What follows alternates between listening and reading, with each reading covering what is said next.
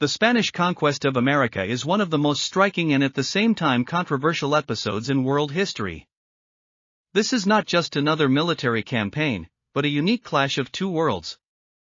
For the Spanish conquistadors, the mission was not only to win on the battlefield, but also to settle new territories. The principle of conquer and master was the cornerstone of their expansion. But even more importantly, unlike most military conflicts, this was a meeting of civilizations that had previously been completely unaware of each other. Between them lay an insurmountable chasm, and not only geographical, but also ideological. A striking example of this meeting is the campaign of Hernán Cortes against the Aztecs. In 1519, the Spanish hidalgo with a detachment of several hundred soldiers and a couple of cannons found himself on the way to a powerful empire where millions of people lived.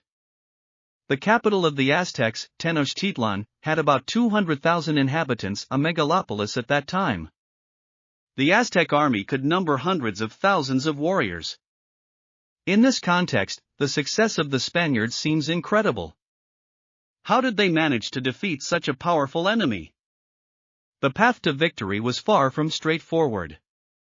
After their defeat in flight on the Night of Sorrow in the summer of 1520, the Spaniards had to temporarily retreat. However, the following year they returned and completed the conquest. On the site of the destroyed Tenochtitlan, the city of Mexico appeared, today the capital of Mexico. The very name of the country, according to one version, comes from the ethnonym Mexica. This is what the Aztecs called themselves. The civilization disappeared, but its trace remained on the map. Historians differ in their assessments of the reasons for the collapse of the Aztecs. One thing is clear, the fate of the empire was determined by a combination of factors: technical, cultural, political. This is not just a war, it is a tragic case of cultural misunderstanding, in which there was no translation from one world to another. The Aztecs had a rich military tradition. Even before the emergence of their state, they fought as mercenaries. Some researchers believe that capturing prisoners for sacrifice was an integral part of their religious and state ideology. Theoretically, the fate of the aliens was predetermined to be sacrificed. However, the Spaniards turned out to be different warriors. And it's not just about technology, but also about their approach to war. The conquistadors came from Spain, where the Reconquista, the reconquest of lands from the Moors, lasted 800 years. The descendants of the Reconquistador warriors were seasoned in battle. Unlike the Indians, they had discipline, experience in sieges and maneuvering battles. The Aztecs fought differently, chaotically, often without a well-organized tactic. As Bernal Diaz, a participant in the campaign, recalled, the Indians huddled together, becoming an easy target. Yes, the Spaniards had cannons and arquebus, but their numbers were limited. Cortés' campaign was not an army march, but an expedition into the unknown. However, it was not so much the weapons that played a decisive role, but their novelty effect.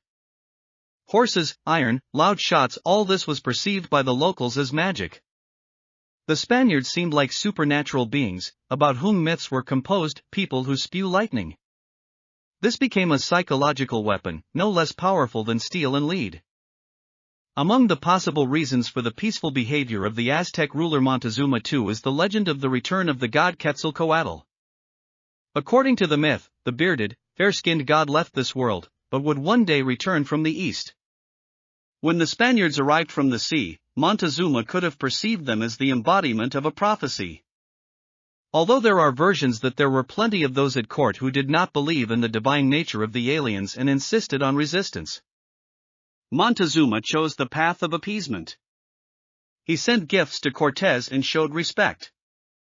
Perhaps he did not consider the Spaniards to be gods, but within the framework of his coordinate system, he believed that the enemy could be appeased. His fears were also intensified by omens. Before the invasion, anomalous phenomena allegedly occurred: fires, comets, screams in the night.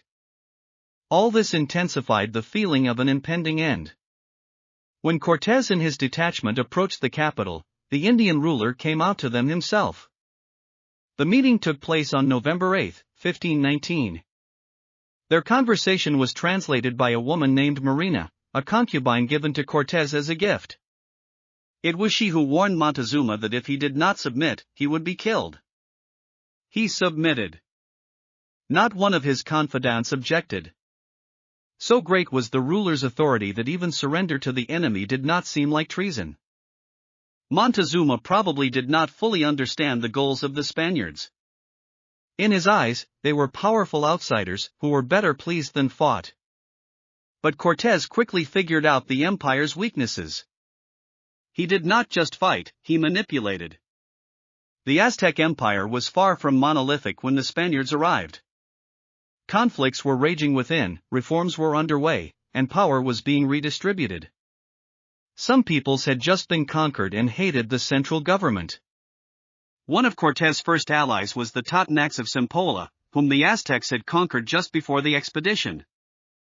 The Spaniards had many such allies.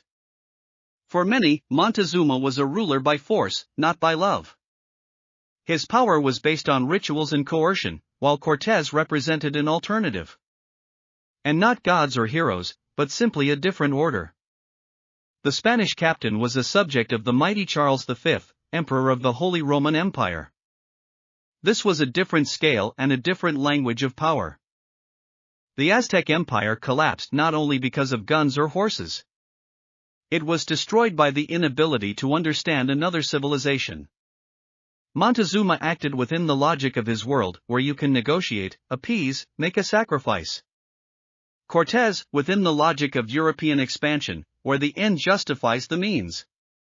He did not just win, he took advantage of the cracks in the system that he himself did not fully understand, but intuitively felt.